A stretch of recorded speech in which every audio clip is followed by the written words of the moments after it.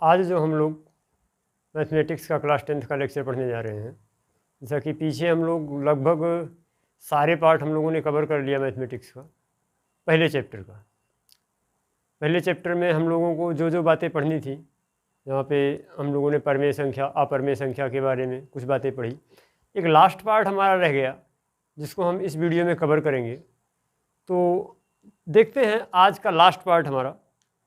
जब हमने इस चैप्टर की शुरुआत करी थी वास्तविक संख्या से, तो वहाँ पे सबसे पहले हम लोगों ने संख्याओं के बारे में देखा था। हम लोग कैसे परमेय संख्या को लिखते थे, कैसे अपरमेय संख्या को लिखते थे, क्या उसकी डेफिनेशन थी, ये सारी बातें हम लोग कर चुके।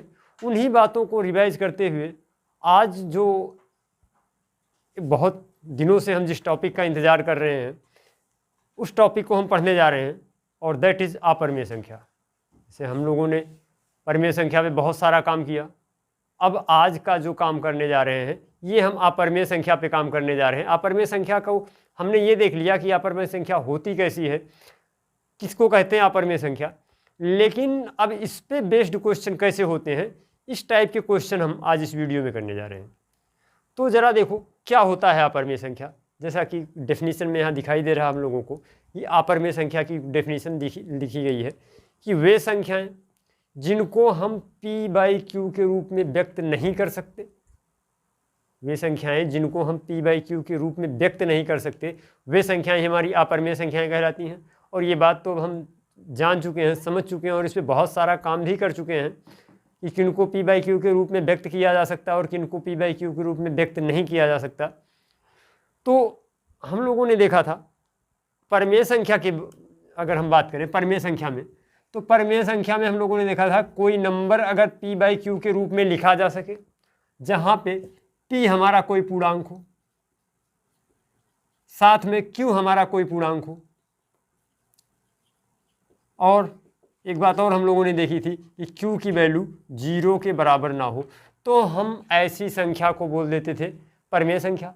अब अपरमेय संख्या की डेफिनेशन में क्या कह रहा है कि ऐसी संख्याएं जिनको हम p/q के रूप में व्यक्त नहीं कर सकते, वे संख्याएं हमारी अपरमेय संख्याएं कहलाती हैं।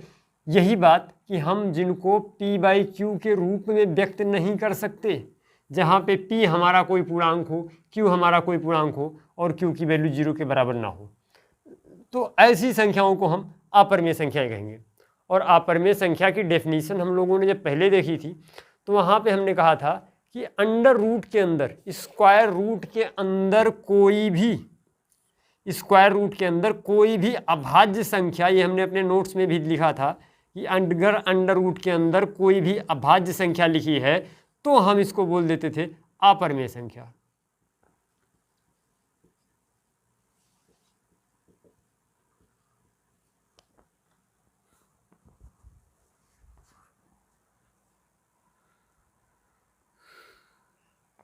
तो वही बात हमारी यहाँ पे भी लिखी गई है कि अंडर रूट के अंदर कोई भी अभाज्य संख्या, जैसे अंडर रूट 2, अंडर रूट 3, ये सारी संख्याएं हमारी कैसी संख्याएं हैं, अपरमेय संख्याएं हैं।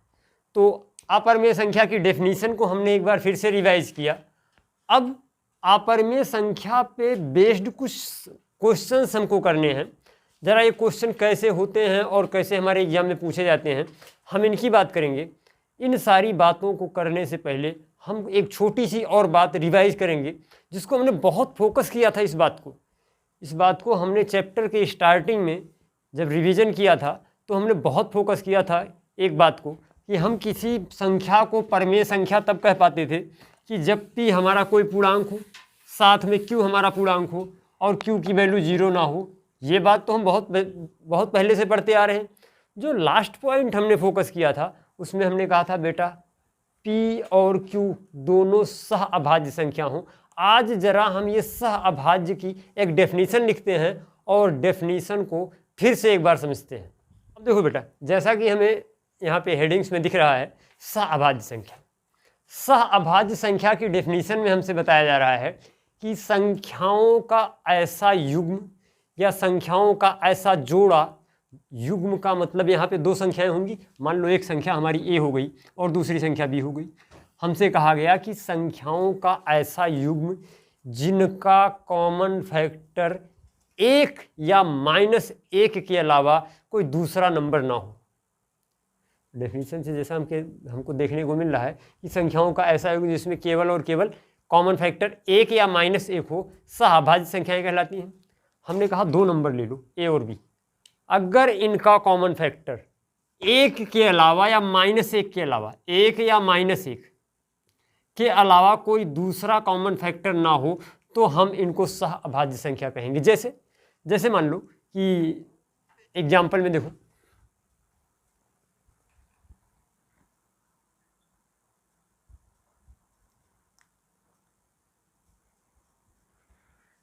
जैसे एग्जाम्पल में हमारा है 1 and -3, 1 and -3।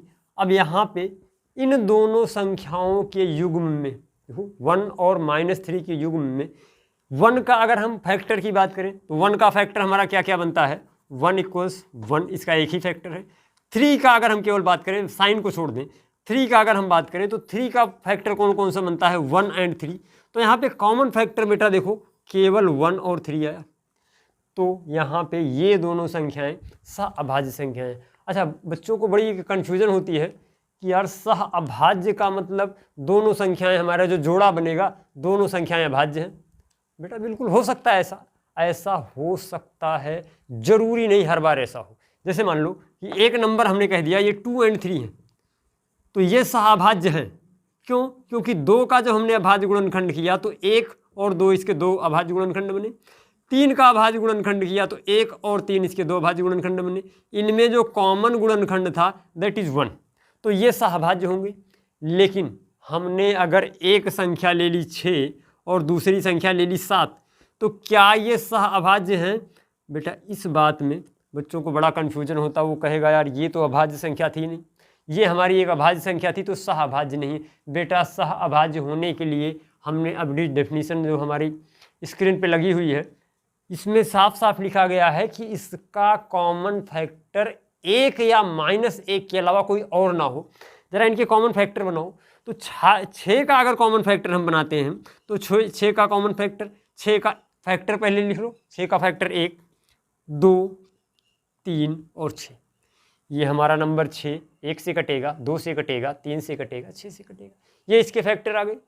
7 का अगर हम फैक्टर बनाएं तो 7 का फैक्टर 1 और 7, ये नंबर किसी दूसरे नंबर से और नहीं कट सकता, ज़रा चेक कर लो। 7 का फैक्टर 7 या तो 1 से कटेगा या तो 7 से कटेगा। अब देखो इनमें कौन कौन से फैक्टर कॉमन हैं, तो हमने देखा बेटा एक ही वो फैक्टर था जो कॉमन था, दैट इज 1। तो यहाँ पे एक ही कॉमन फैक्टर मिला और वो क्या मिला, 1। तो बेटा ये हमारी सहअभाज्य संख्या हो गई। अलावा इसके, जबकि ये हमारी एक भाज्य संख्या थी, ये भाज्य थी, ये अभाज्य थी, लेकिन फिर भी दोनों संख्याएं कैसी हो गई, सहअभाज्य। तो बच्चों इस कन्फ्यूजन में मत रहना कि सहअभाज्य कहने का मतलब कि दोनों संख्याएं अभाज्य हों। ये बात कतई जरूरी नहीं है कि दोनों संख्याएं अभाज्य हों, संख्याएं भाज्य भी हो सकती हैं, बस क्या है कि जो उनका कॉमन फैक्टर हो वो 1 के अलावा कोई और नहीं होना चाहिए।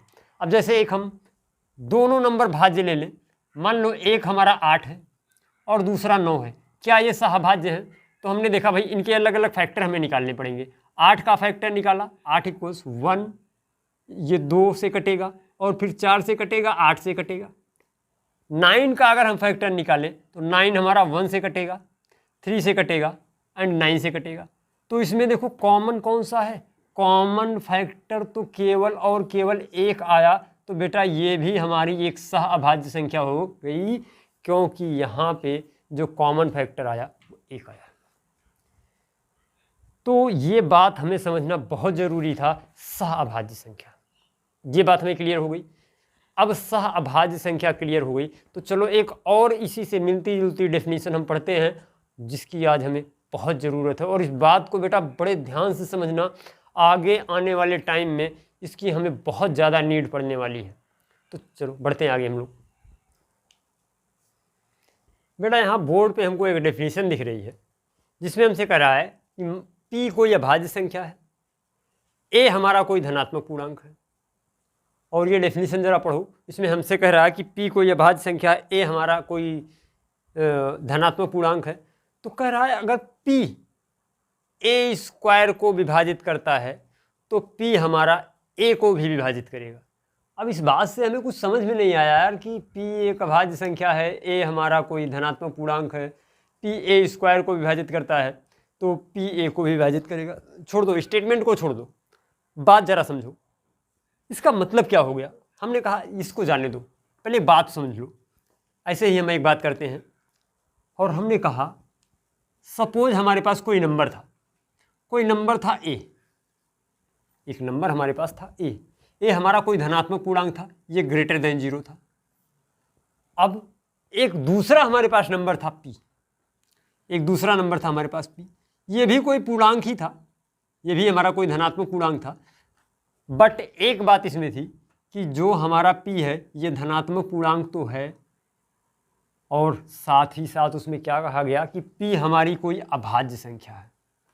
बेटा अभी यहाँ पे हम जो बात कर रहे हैं ना, वो केवल और केवल धनात्मक पूर्णांकों के लिए कर रहे हैं वास्तविक संख्या में। तो हमने पी को धनात्मक ले लिया, पी ऋणात्मक भी हो सकता है, बट अभी हाई स्कूल के सिलेबस में हम इसको पॉजिटिव ही मान के काम करते हैं। तो हमने कहा पी हमारी एक अभाज्य संख्या है। ए के बारे में हमसे ये नहीं कहा गया कि ए हमारी अभाज्य है या भाज्य है, हमसे ये कहा गया था कि ए कोई धनात्मक पूर्णांक है। तो बेटा अगर ए हमारा कोई धनात्मक पूर्णांक है, और साथ ही साथ एक बात हमको बताई गई कि जो ये पी है ना, पी ए स्क्वायर को विभाजित करता है, पी ए स्क्वायर को विभाजित करता है का क्या मतलब हो गया कि अगर ए इंटू ए में पी से भाग दिया जाए तो हमारा जो रिमाइंडर आता है वो 0 आ जाता है। ये बात बेटा हम लोगों ने पहले भी करी थी कि अगर कोई संख्या किसी दूसरी संख्या को विभाजित कर रही है, ये p अगर ए स्क्वायर को विभाजित कर रही है, इसका मतलब क्या हुआ कि p को अगर भाग दिया जाए, p से अगर भाग दिया जाए ए स्क्वायर को, तो रिमाइंडर हमारा 0 आ गया। इतनी ही बात इस स्टेटमेंट का मतलब थी। अब जरा इसमें एक बात और समझो कि अगर p हमारा ए स्क्वायर को विभाजित करती है, स्क्वायर का मतलब a इंटू ए, तो भाई p हो सकता है इस a को विभाजित कर रही हो, या p हो सकता है इस a को विभाजित कर रही हो, तभी तो a स्क्वायर को विभाजित करेगी। दोनों सेम नंबर है, देखो ये a और ये भी a। तो बेटा उसने कहा कि अगर p हमारा a स्क्वायर को विभाजित करती है तो p हमारा a को भी विभाजित करेगी। अरे यार p a स्क्वायर को विभाजित कर रही है तो p a को विभाजित करेगी। p यहाँ पे अल्टीमेटली a को ही तो विभाजित कर रही है। a स्क्वायर का मतलब क्या, ए स्क्वायर का मतलब इन दोनों के मल्टीप्लिकेशन को विभाजित कर रही है, मतलब इसको भी विभाजित कर रही है और इसको भी विभाजित कर रही है, तभी तो इसके स्क्वायर को विभाजित करेगी। तो यार इसमें नई बात हमको क्या बता दी डेफिनेशन में, आपने तो वही बात बताई जो हमें पहले से पता है कि अगर कोई नंबर किसी नंबर के स्क्वायर को विभाजित करता है तो उस नंबर को जरूर विभाजित करेगा।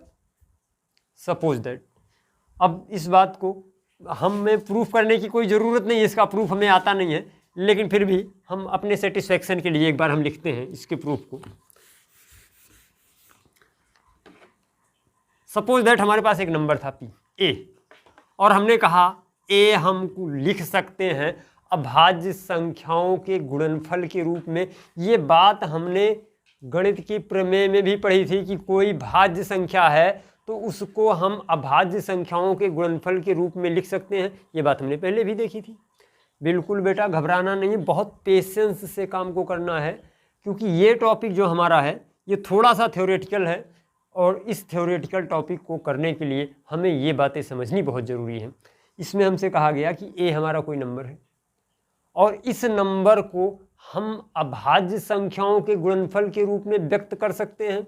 अगर ये भाज्य संख्या है तो हमने मान लिया कि भाई इसका जो अभाज्य गुणनखंड है ये P1, P2, P3, इस तरह से इसके अभाज्य गुणनखंड है।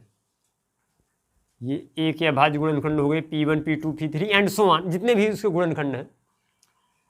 तो अगर हम ए स्क्वायर की बात करें बेटा, ए स्क्वायर, तो ए स्क्वायर बराबर हमारा क्या हो जाएगा भाई, ए स्क्वायर का मतलब जो तुमने ये गुणनखंड ए के निकाले हैं इसी का एक बार और हमको रिवीजन मिल जाएगा भाई। अगला जो ए होगा उसका भी तो यही गुणनखंड होगा, तो ए स्क्वायर का मतलब ए इंटू ए, और ए का गुणनखंड ये है, फिर दूसरे ए का भी गुणनखंड यही है, तो हम इसको लिख सकते हैं ना P1, P2, P3 and so on. और दूसरे ए के लिए भी यही बात हम लिख सकते हैं P1, P2, P3 and so on. अब हमसे कहा कि जो हमारा p है वो a स्क्वायर को विभाजित करता है। अब p अगर a स्क्वायर को विभाजित करता है मतलब p इन्हीं में से कोई एक नंबर है। देखो p1 p2 p3 में से ही कोई एक नंबर हमारा p है जो a स्क्वायर को विभाजित करता है। तो भाई चाहे इसमें से हो या इसमें से हो, दोनों बातें तो सेम है। यहाँ भी वही p1 p2 p3 है, यहाँ भी वही p1 p2 p3 है। इस बात को समझने की कोशिश करो बेटा। ये बात जो a स्क्वायर लिखी है ये a इंटू ए लिखा है। तो अगर कोई नंबर इन दोनों के प्रोडक्ट को विभाजित करता है तो अल्टीमेटली वो नंबर इसको ज़रूर विभाजित कर रहा होगा। तो ये बात अब हमें समझ में आती है। अब ज़रा इसी पे बेस्ड एक बात हम देखें। बच्चों मज़ेदार कॉन्सेप्ट अब शुरू हो रहा है। जो हमें मेनली पढ़ना था वो बात काफ़ी दिनों से हम सुनते आ रहे थे, वो बात फाइनली आज हम स्टार्ट करने जा रहे हैं। तो ज़रा देखते हैं आज की क्लास में नया क्या हमारे लिए है और क्या इंटरेस्टिंग होने वाला है। हमने अभी तक अपरमेय संख्या के बारे में बहुत दिनों से सुना और हमने 9th में कुछ बातें देखी अपरमेय संख्या के बारे में, मतलब कि अपरमेय संख्या दिखती कैसे है। तो हमने वहाँ पे बता दिया कि भाई अंडर रूट के अंदर कोई अभाज्य संख्या होगी उसको अपरमेय संख्या बोल देते हैं। बट फाइनली उस पर कुछ किया नहीं हमने। 10th में आके जब हम इस बात को पढ़ने लगते हैं वास्तविक संख्या, तो यहाँ पे हमें अपरमेय संख्या के बारे में कुछ काम करना है। ज़रा आज हम देखते हैं वो काम क्या है। चलो आओ। अब अपरमेय संख्या में जैसा कि बोर्ड पे एक क्वेश्चन लगा है, हमने कह रहा है कि सिद्ध करो कि अंडर रूट 2 एक अपरमेय संख्या है। और बेटा इस बात को तो हमने क्लास 9th और क्लास 10th दोनों में देखा कि अंडर रूट के अंदर कोई अभाज्य संख्या लिखी है तो उसको हम अपरमेय संख्या बोल देते हैं। ये बात तो हमें पता है। तो ज़रा देखो अंडर रूट के अंदर कोई अभाज्य संख्या लिखी तो अपरमेय संख्या क्यों होती है, इस बात को ज़रा हम आज प्रूफ करते हैं। मान लेते हैं, माना हमें नहीं पता था तो हमने मान लिया, माना अंडर रूट 2 एक परमेय संख्या थी, एक परमेय संख्या थी ऐसा हम मान लिए। तो बेटा अगर एक परमेय संख्या है तो भाई परमेय संख्या की प्रॉपर्टी शो करेगी। जाहिर सी बात है अगर ये परमेय संख्या है तो परमेय संख्या की प्रॉपर्टी शो करेगी। और परमेय संख्या की क्या प्रॉपर्टी होती थी इस बात को हम बहुत अच्छे से पढ़ चुके हैं। हमने कहा अंडर रूट 2 अगर एक परमेय संख्या तो इसको लिखा जा सकता है p/q के रूप में। तो अंडर रूट 2 को हम p/q के रूप में लिख सकते हैं। बोलो हाँ या ना। जहाँ पे p हमारा क्या है, कोई पूर्णांक है, साथ में q हमारा क्या है, ये भी कोई पूर्णांक है, और q की वैल्यू 0 के बराबर नहीं है। बेटा जो सबसे अहम बात है, जिस बात को हम कभी गौर नहीं करते आए, हाई स्कूल में हमने गौर किया, यहाँ पे हमारा p और q, p एंड q ये दोनों सह अभाज्य हैं। अब बार बार हम सह अभाज्य की परिभाषा तो नहीं लिखेंगे, अब तो हमें ये बात पता हो जानी चाहिए कि भाई सह अभाज्य है मतलब p और q का एक के अलावा कोई और कॉमन फैक्टर नहीं है, मतलब एक के अलावा दूसरे किसी नंबर से p और q विभाजित नहीं हो सकता। और अगर एक के अलावा p और q दूसरे से विभाजित नहीं हो सकता तो ज़रा देखते हैं p और q के बारे में। हमने कहा ये अगर एक परमेय संख्या है, इसको हम इक्वेशन नंबर 1 मान लें, ये p/q के रूप में लिखा जा सकता है, इतनी बातें शो करेगा। ज़रा इसकी स्क्वायरिंग करो, अंडर रूट 2 का स्क्वायर करो। तो हमने कहा इस पूरे इक्वेशन की स्क्वायरिंग कर दो तो ये अंडर रूट 2 का स्क्वायर बन जाएगा और ये बराबर हो जाएगा p²/q²। यहाँ से बेटा एक बात देखना कि अंडर रूट 2 का स्क्वायर करोगे क्या बन जाएगा, ये बन जाएगा 2, ये बराबर हो गया p²/q²। और हम अगर क्रॉस मल्टीप्लाई करवा लें यहाँ से चीज़ों का तो ये देखो बन क्या गया, ये हमारा बन गया p² बराबर 2q²। बोलो हाँ या ना। ये हमारा बन गया p² की जो वैल्यू है वो 2 × q² के बराबर है। 2 में किसी नंबर का मल्टीप्लाई हुआ है, q² कोई नंबर था, हम मान लेते हैं यार q² कोई भी नंबर था, कोई इंटीजर था। तो अगर 2 × q² का मल्टीप्लाई करने पे कोई नंबर बना है, भाई किसी नंबर को हमने 2 से गुणा करके किसी नंबर में हमने कोई नंबर पाया है, ये नंबर पाया है, तो ये नंबर तो भाई पक्का 2 से विभाज्य होगा। और अभी इस बात को तो हमने पढ़ा है। हम किस लिए टाइम खर्च कर रहे थे पिछले कॉन्सेप्ट पे कि ये बात हमें बहुत क्लियरली पता होनी चाहिए कि अगर कोई नंबर 2 से मल्टीप्लाई होके बना है, 2 में क्यू स्क्वायर मल्टीप्लाई होके पी स्क्वायर बना है। मतलब कि ये जो पी स्क्वायर है हमारा, ये 2 से विभाज्य होगा, पक्का। 2 से विभाज्य होने का मतलब, अब हम बड़े हो चुके हैं बेटा, 2 से विभाज्य होने का मतलब 2 का मल्टीपल होगा, ये बात हम कह पाते हैं। तो अगर हम इसको लिख दें कि भाई ये हमारा 2 से विभाज्य है, इस बात को हम लिख पाएंगे। अभी हमने तो देखा यार, अभी पिछली प्रमेय में हम लोगों ने देखा और पिछले स्टेटमेंट में भी हम लोगों ने ये बात ऑब्जर्व करी। क्यों हम लोग वहाँ पे इस बात पे इतनी देर डिस्कस किए? हमें ये बात आप लोगों को सिखानी थी कि अगर कोई नंबर किसी नंबर के साथ मल्टीप्लाई हो रहा है और कोई तीसरा नंबर हमको मिल रहा है, तो ये जो नंबर मिल रहा है ना, ये इससे भी विभाज्य होगा और इससे भी विभाज्य होगा। तो हमें एक बात तो पक्का पता लग गई कि हमारा जो पी स्क्वायर है 2 से विभाज्य है, 2 से विभाज्य है।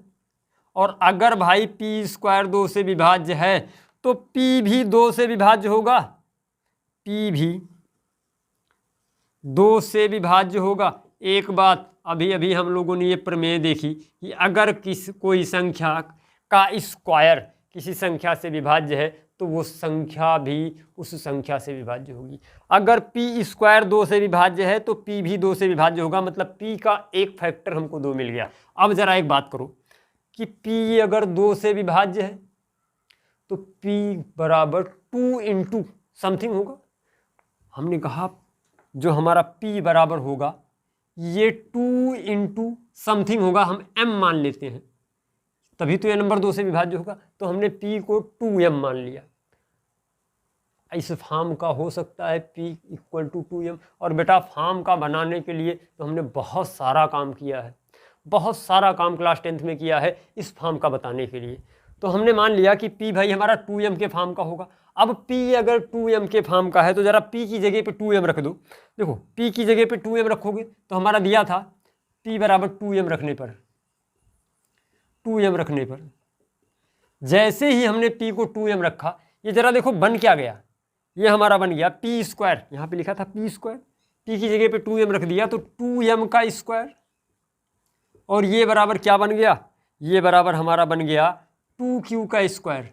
दैट मीन्स यहाँ से हम लिख सकते हैं 4M स्क्वायर बराबर 2Q स्क्वायर।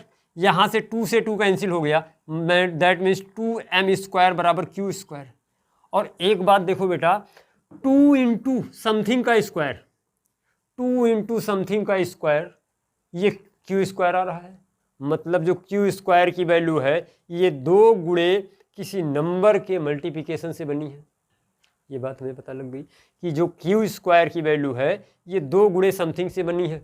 मतलब जो Q स्क्वायर है ये 2 से विभाज्य है, 2 से कट रहा है। हम कहें यहाँ कि Q स्क्वायर 2 से विभाज्य है, और अगर Q स्क्वायर बेटा 2 से विभाज्य है तो Q भी 2 से विभाज्य होगा।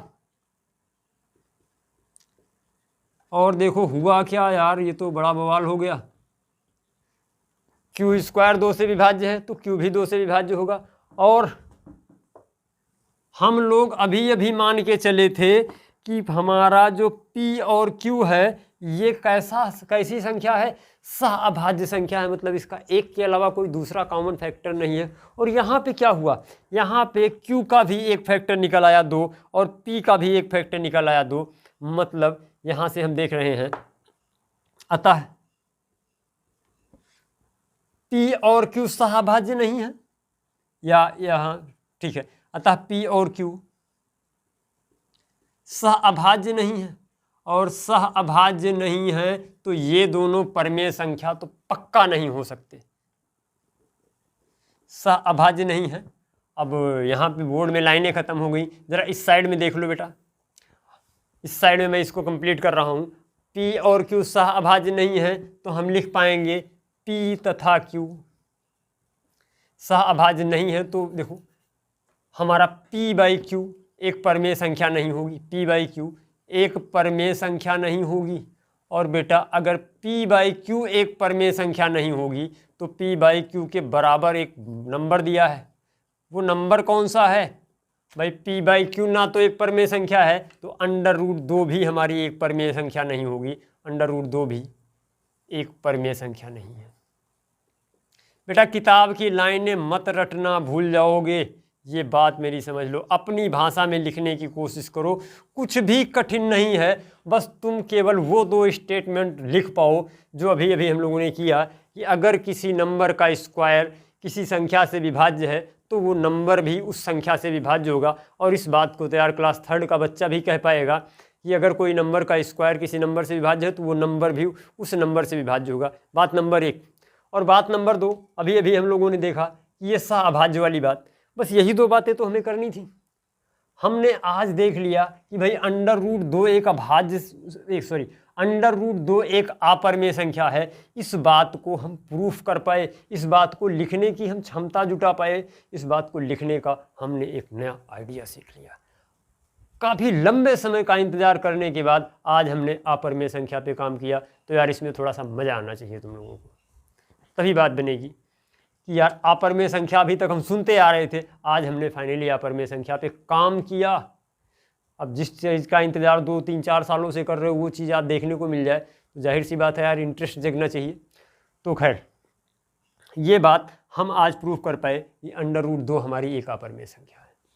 चलो इसी पे बेस्ड हम एक क्वेश्चन और करते हैं और उसमें ज़रा अपनी बातों को हम और क्लियर करने की कोशिश करेंगे। अब एक बच्चा कहता है सर आपने बता तो दिया √3 एक अपरमेय संख्या, √2 एक अपरमेय संख्या है, तो ऐसी कितनी टाइप की संख्याएं होंगी जो अपरमेय संख्या होंगी? तो बेटा अपरमेय संख्या की परिभाषा में हम लोगों ने यही तो पढ़ा था कि अगर √ के अंदर कोई भी अभाज्य संख्या लिखी हो या 2 अभाज्य संख्याओं का गुणनफल लिखा हो। 2 अभाज्य संख्याएं हमने बात करी है, क्योंकि बच्चा इस बात पे लेके अड़ जाता है कभी कभी कि सर आपने अभाज्य संख्या कहा था तो 15 तो हमारी अभाज्य संख्या थी नहीं, तब भी ये हमारा क्या हुआ, इसका √ नहीं निकल रहा है और ये हमारी अपरमेय संख्या में काउंट होती है। तो बेटा √15 जो था ये 2 अभाज्य संख्याओं का गुणनफल था √3 गुणे √5।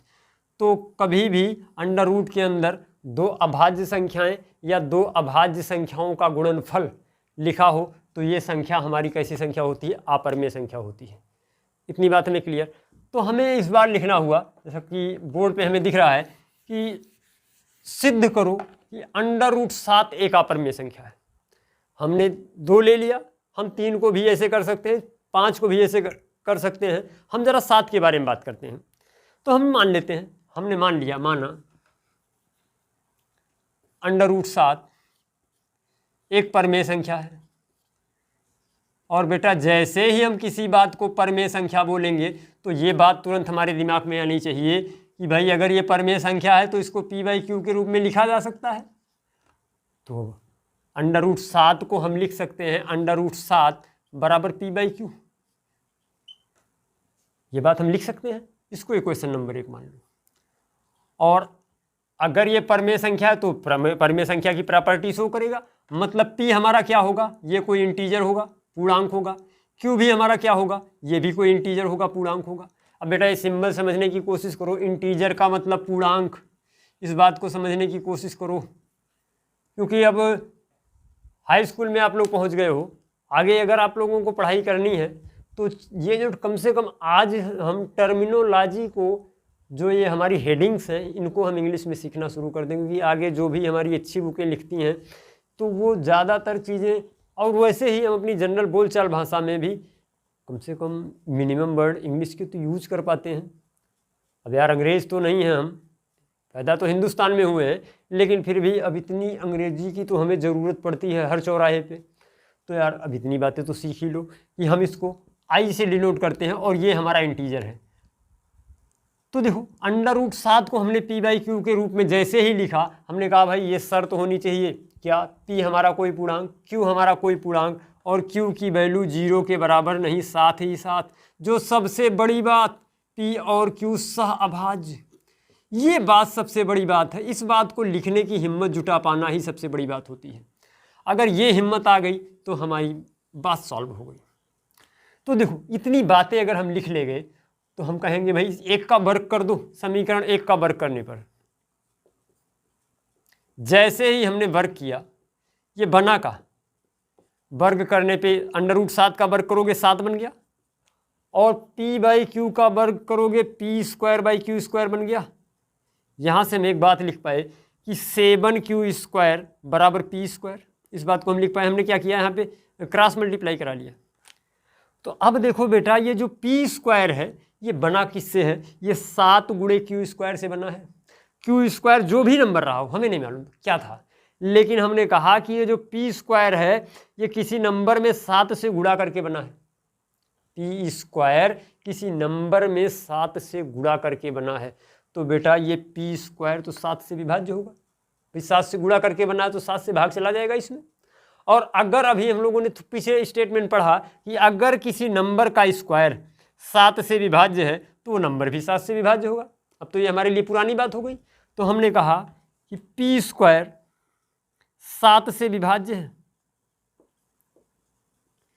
अगर p² 7 से विभाज्य है तो p भी 7 से विभाज्य होगा, इसलिए p भी 7 से विभाज्य होगा। तो यहाँ से हम एक बात समझ पाए कि अगर p 7 से विभाज्य होगा तो 7 हमारा इसका एक गुणनखंड मिल गया, किसका, p का। तो हमने कह दिया कि p का एक गुणनखंड 7 है। इस बात को जरा अंडरलाइन कर लो, p का एक गुणनखंड 7 हमने निकाल लिया। जरा आगे बढ़ो। अब यहां से फिर इसी बात में हम लेके आते हैं। हमने कहा 7q² p² के बराबर था, मतलब ये जो p² था ये 7 से कट रहा था। और बेटा अगर ये p² 7 से कट रहा था तो हम p² को लिख सकते थे, सॉरी p² अगर 7 से कट रहा था तो p भी 7 से कट रहा था। तो मतलब जो p था, p ये 7 गुणे समथिंग था, हमने 7 गुणे m मान लिया। जो p की वैल्यू थी ये 7 गुणे समथिंग थी अगर ये 7 से कट रहा था। तो हमने p को 7m मान लिया। p का मान अगर 7m मान लिया तो p का मान 1 में रख ले। p का मान यहाँ पे रख दो, समीकरण नंबर 2 इसको मान लो। p का मान 2 में रखने पर और जैसे ही बेटा p का मान 2 में रखोगे, जरा देखो बन क्या गया, ये बन गया 7q² बराबर, ये p की जगह पे 7m रख दो, 7m का स्क्वायर। यहाँ से लिख पाओगे 7q² बराबर 49m²। और अगर इतनी बात लिखने की समझ आ गई तो देखो 7 से 7 कैंसिल हो जाएगा, मतलब कि जो q² की वैल्यू आई वो 7 × m² आई। फिर से एक बात देखो बेटा, यहाँ पे हमको मिली कि ये जो q² नंबर है ना ये 7 गुणे समथिंग, m² क्या था इससे हमें मतलब नहीं है, लेकिन हमें ये पता था कि जो q² है ये 7 गुणे किसी नंबर से मल्टीप्लाई करने पे बना है। इसी नंबर के स्क्वायर से स्क्वायर करके कोई नंबर ही आया होगा, भाई इसका वर्गमूल भी तो कोई नंबर होगा m। तो ये हमें नहीं मतलब ज़रूरत है इसकी, हमें ये ज़रूरत थी भाई m² हमारा कोई नंबर था, इसमें हमने 7 से गुणा किया तो q² बना। बेटा इस बात को समझना, m² कोई नंबर था, इसमें हमने 7 से गुणा किया तो q² कोई नंबर बना। तो अब ये जो q² था ये 7 से विभाज्य होगा। तो यहाँ से हम कह पाएंगे कि q² 7 से विभाज्य है। और बेटा अभी अभी हमने पढ़ा था कि अगर कोई नंबर का स्क्वायर 7 से विभाज्य है तो q भी 7 से विभाज्य होगा, q भी 7 से विभाज्य होगा। और अगर q हमारा 7 से विभाज्य हो गया तो यहाँ पे देखो p भी हमारा 7 से विभाज्य, q भी हमारा 7 से विभाज्य। और हम मान के क्या चले थे कि p और q कैसा नंबर है, सहअभाज्य संख्या, मतलब p और q का एक कॉमन फैक्टर हमको मिल गया। यहाँ पे हम लिख पाए p तथा q का एक कॉमन फैक्टर, कॉमन को हिंदी में उभयनिष्ठ बोलते हैं, एक उभयनिष्ठ गुणनखंड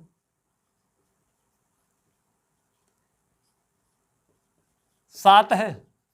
और बेटा अब तो अभी ये वही तक हम जो हम मान के चले थे परमेय संख्या है, तब तो कोई उभयनिष्ठ गुणनखंड नहीं था, और ये अचानक उभयनिष्ठ गुणनखंड कहाँ से आ गया, मतलब हमने कोई गलती करी है। एक उभयनिष्ठ गुणनखंड 7 है,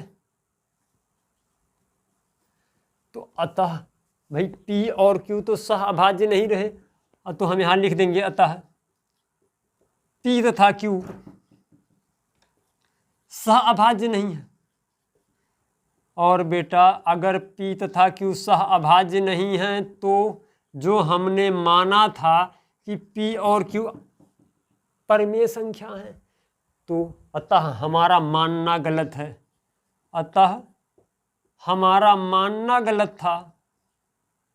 हमने गलत मान लिया था यार कि परमेय संख्या है, मतलब ये हमारा मानना गलत था कि P तथा Q एक परमेय, मानना गलत था कि क्या P/Q एक परमेय संख्या है।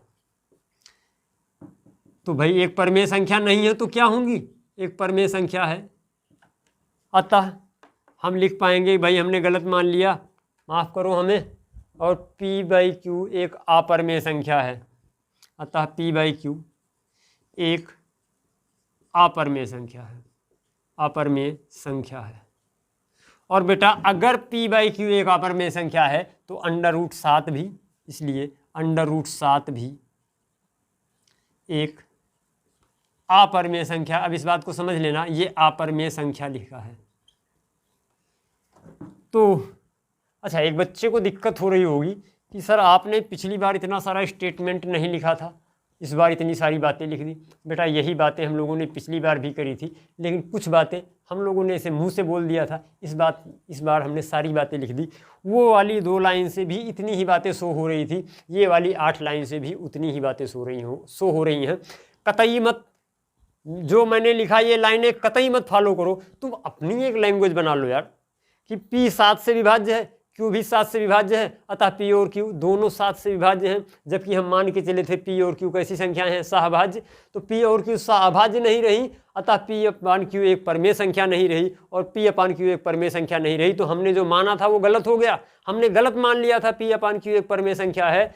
यहाँ से हमें सिद्ध होता है कि P/Q एक अपरमेय संख्या है, इसलिए √7 भी एक अपरमेय संख्या है। आज इस बात को हम प्रूफ कर पाए।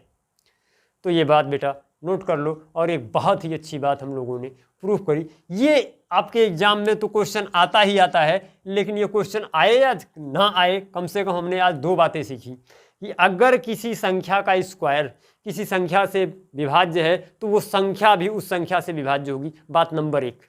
और दूसरी बात, सहअभाज्य के बारे में हम लोगों ने एक बड़ी बात सीखी। सहअभाज्य पे आज हम कॉन्फिडेंटल हुए कि जरूरी नहीं सहअभाज्य होने के लिए दोनों नंबर हमारे अभाज्य हों।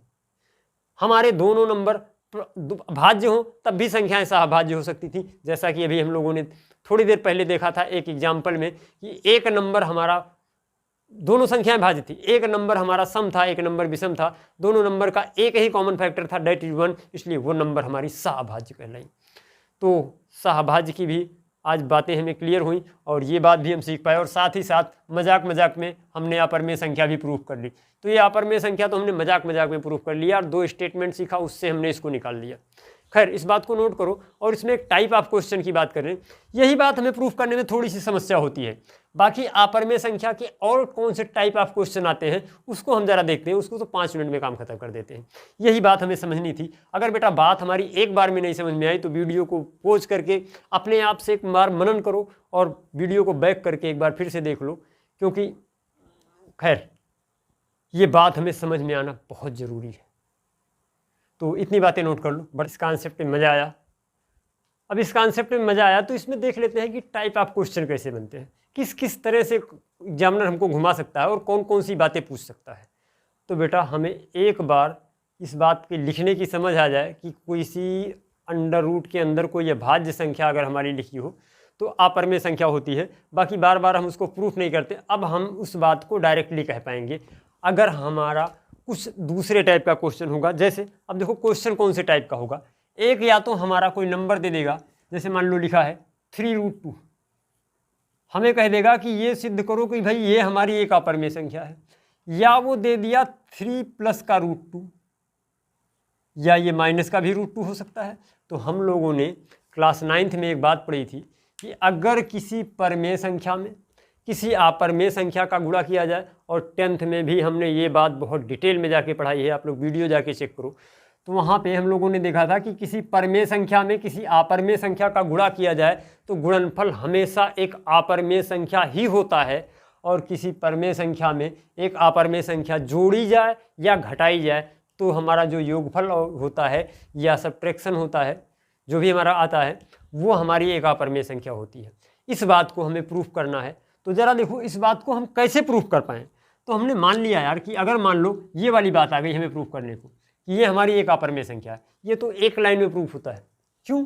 क्योंकि अब ये भाई हमें पता लग गया कि √2 हमारी एक अपरिमेय संख्या है। इस बात को हम डायरेक्ट कहेंगे। अब वो सारा हमें स्टेटमेंट लिखने की ज़रूरत नहीं है, लेकिन इस बात को डायरेक्ट कहने के लिए उस स्टेटमेंट की पकड़ हमारे माइंड में होनी चाहिए।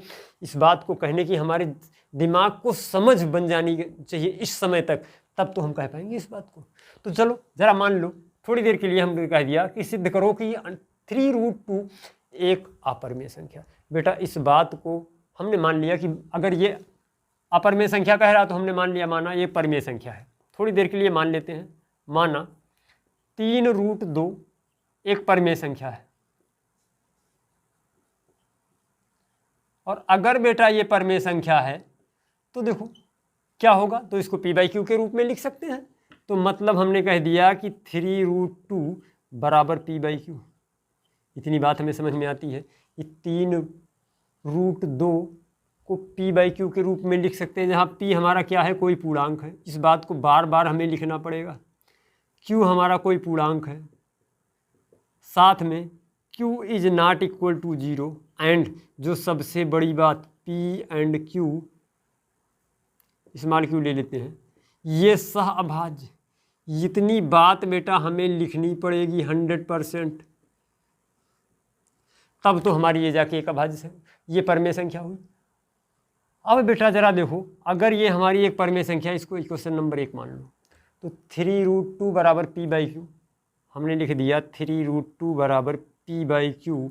यहाँ से हम एक काम करें, अगर इस 3 को हम इधर लेते जाएं, तो इस 3 को इधर लेके जाओगे तो ये हमारा बन जाएगा √2 बराबर p/3q। और यहाँ से देखो बेटा कि हमारा p क्या है, p हमारा कोई पूर्णांक, 3 हमारा कोई पूर्णांक, और साथ में q हमारा कोई पूर्णांक। तो ये तीनों पूर्णांक हैं। तो भाई यहाँ से तो p/3q एक परिमेय संख्या होगी, अतः हम लिख पाएंगे, इसलिए p/3q एक परिमेय संख्या है।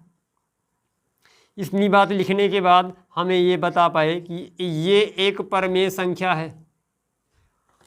तो अगर p/3q एक परिमेय संख्या है तो हमारा √2 भी, इसलिए √2 भी एक परिमेय संख्या होगी।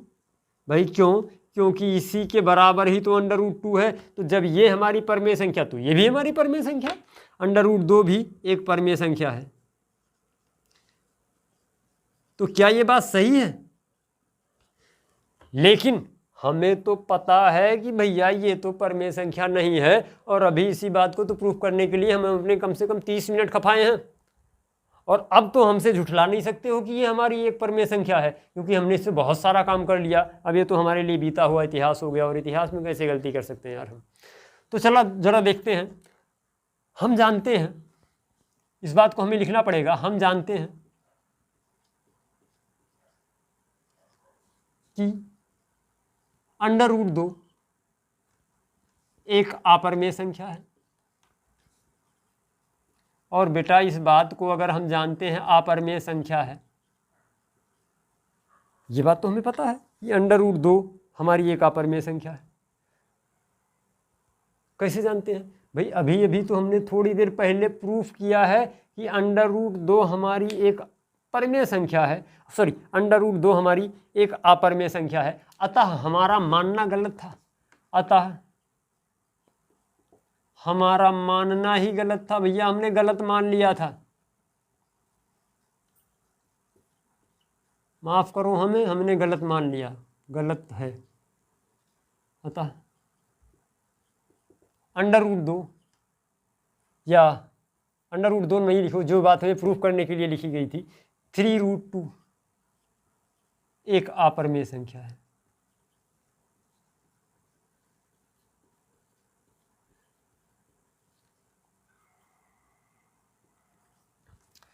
इस बात को हम इस तरह से प्रूफ कर पाएंगे। तो बस केवल पहली बात हमारे लिए यार थोड़ी सी मतलब अंडरस्टैंडिंग वाली बात थी, बाकी एक बार हमने समझ ली बातों को तो हम सारी बातों को, ये तो एक लाइन में हो गया यार।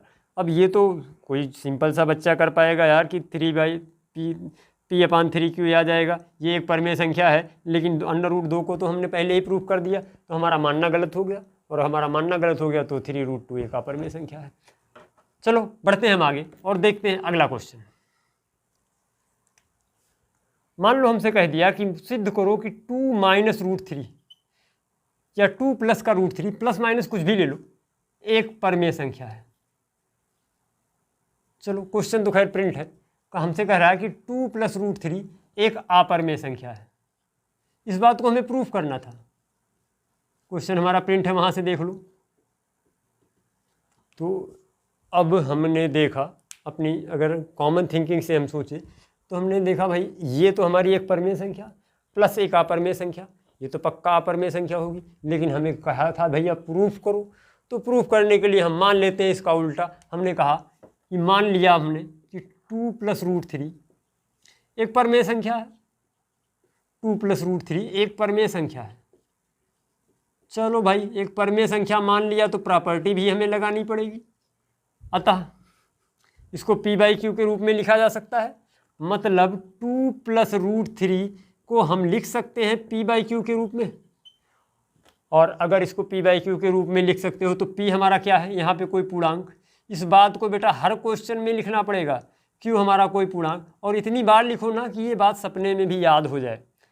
q की वैल्यू 0 के बराबर नहीं होनी चाहिए, साथ में p एंड q कैसा होना चाहिए, सअभाज्य। अब मैं थोड़ा शॉर्टकट में लिख रहा हूँ क्योंकि इतनी देर से हम लोग बातें कर रहे हैं, तो यार अब तक तो बातें हमारे लिए कंफर्ट जोन में चली जानी चाहिए, अब तक तो हमारे लिए सहज हो जाना चाहिए। अब एक बात अगर हम 20 बार करें तो वो बात हमारे लिए नई कहाँ रह जाती है यार, ये तो पुरानी बात हो गई। तो अब हमारे लिए आसान हो जाना चाहिए ये बात। तो चलो देखते हैं कि 2 + √3 हमने लिख दिया कि ये एक परमेय संख्या है तो p/q के रूप में होंगी। तो हम यहाँ से अगर लिखें 2 + √3 बराबर p/q, एक काम करो इस 2 को इधर लेते जाओ। इस 2 को जब इधर लेके जाओगे तो हमारा इधर क्या बच जाएगा, √3 बच जाएगा। √3 बराबर p/q माइनस का 2 बन जाएगा। और हम यहाँ से अगर √3 की वैल्यू निकालें तो ज़रा देखो इसका एलसीएम ले लो, ये हमारा आ गया q, ये हो गया p माइनस का 2/q। और यहाँ से इस बात को देखो बेटा, अगर हम यहाँ पे लिखें कि p हमारा पूर्णांक, p कोई पूर्णांक, साथ में q कोई पूर्णांक, और 2 भी हमारा कोई पूर्णांक, तो जो ये हमारा पूरा नंबर आएगा, अतः p माइनस 2/q एक परमेय संख्या होगी। ये हमारी एक परमेय संख्या है, और इस परमेय संख्या के बराबर है √3। तो हम लिख पाएंगे अतः √3 भी एक परमेय संख्या है। भाई इसके हिसाब से तो √3 इसके बराबर है, तो √3 भी एक परमेय संख्या है। लेकिन लेकिन लेकिन अभी तो हम लोगों ने एक बात कही थी कि भैया हमें तो पता था कि एक परमेय संख्या नहीं है, तो हम लिख देंगे कि हम तो जानते हैं। हम जानते हैं, क्या जानते हो भैया, हम जानते हैं कि √3 कैसा नंबर है, √3 एक अपरमेय संख्या है। एक अपरमेय संख्या अगर है √3 तो भाई अतः हमारा मानना गलत था, हमारा मानना गलत था। और हमने किसको मान लिया, 2 + √3 को एक क्या संख्या मान ली बेटा, परमेय संख्या।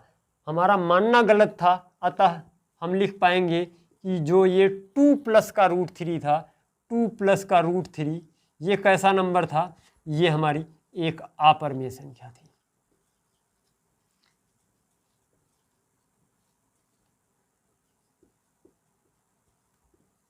एक अपरमेय संख्या है बेटा।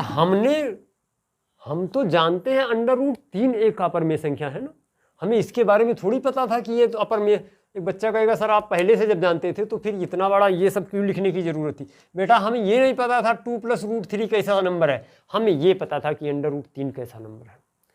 अब √3 में जब हमने 2 जोड़ा तो हमें नहीं पता चला कि क्या आएगा, लेकिन जब हमने इसको सॉल्व किया तो फाइनली हमें जो रिजल्ट मिला ये मिला कि भैया ये भी एक अपरिमेय संख्या है। और इन बातों को तो हम पहले भी कर चुके हैं, ये तो बस हमें शो करना था, तो हम एक शो करने का तरीका देख रहे थे। अब बेटा आज की क्लास में हम लोगों ने क्लास 10th में फर्स्ट चैप्टर में वास्तविक संख्या में जितने भी क्वेश्चन थे हमने सबको कवर किए, जितनी भी हेडिंग्स थी हमने सबको कवर किया। इसके बाद कुछ भी नहीं है क्लास 10th के वास्तविक संख्या में, और इससे बाहर तुम्हारे यहाँ कोई क्वेश्चन भी नहीं आने वाला है। एक एक हेडिंग्स को हमने बहुत डिटेल में जाके पढ़ाई है, जिसकी हमें बोर्ड में ज़रूरत भी उतनी डिटेल में जाके नहीं है, लेकिन बोर्ड नहीं, कल को हमारे कंपटीशन एग्जाम्स के लिए इसकी ज़रूरत पड़ेगी, तो इसलिए हमने वहाँ पे जाके इतनी डिटेल में चीज़ों को पढ़ाने की कोशिश करी कि हमारा कोई क्वेश्चन किसी भी कंपटीशन लेवल का हो या बोर्ड लेवल का, वो हमसे छूटने ना पाए। तो बेटा हमें पढ़ने में केवल और केवल क्वेश्चन लगाने की ज़रूरत नहीं है, हमें अपने अंडरस्टैंडिंग को बढ़ाने की ज़रूरत है, हम अपनी सोच जनरेट कर पाएँ, हम इसलिए पढ़ाई कर रहे हैं, ना कि हम क्वेश्चन सॉल्व कर पाएँ।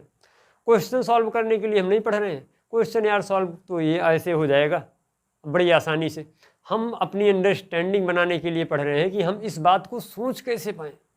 तो इस बात को सोचने के लिए ज़रूरी है आप लोग प्रॉपर क्लास करो, और जो भी समस्या है आप कमेंट सेक्शन में लिखो, वहाँ से आपकी समस्याएं देखी जाएंगी। हाँ एक बात और, जो भी आपके डाउट क्लास होंगे वो इसी वीडियो में ऐड कर दिए जाएंगे प्लेलिस्ट में, तो वो आगे आप लोग डाउट क्लास अपनी देख सकते हैं। या जो इस पर अच्छे क्वेश्चन होंगे हम क्वेश्चन सीरीज में वो वीडियो बनाएंगे। क्वेश्चन सीरीज में 1 या 2 वीडियो इस चैप्टर पे भी आएगा, तो उसको जाके आप लोग चेक कर लेना। उसमें आपको बहुत अच्छे क्वेश्चन आपको मिलेंगे, अच्छे लेवल के क्वेश्चन मिलेंगे जो अच्छे कंपटीशन एग्जाम में पूछे गए होंगे। तो खैर इतनी बातें हम करते हैं, बाकी अब नेक्स्ट क्लास में हम लोग बहुपद स्टार्ट करेंगे, तो मिलते हैं अगली क्लास में।